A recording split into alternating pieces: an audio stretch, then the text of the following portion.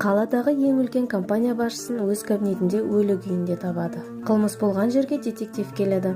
Детектив екі компания қызметкерінің біреуі қылмыскер болуы мүмкін екенін және ол қылмыскердің солақай екенін айтады. Екі қызметкер де өздерінің солақай еместігін және қылмысқа еш қатысы жоқтығын айтып ақталады. Детектив екі қызметкердің де жұмыс стильдерін анықтап қарап, бірден түсінеді кім солақай қылмыскер екенін. Ал сен байқадың ба?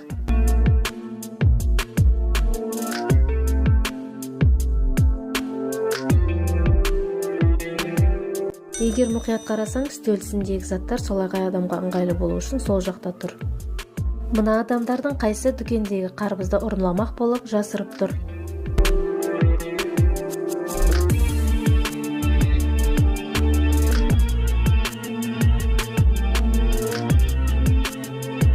Қарбызды ұрламақ болған адам міне тұрғаны, өйткені қолында көтеріп тұрған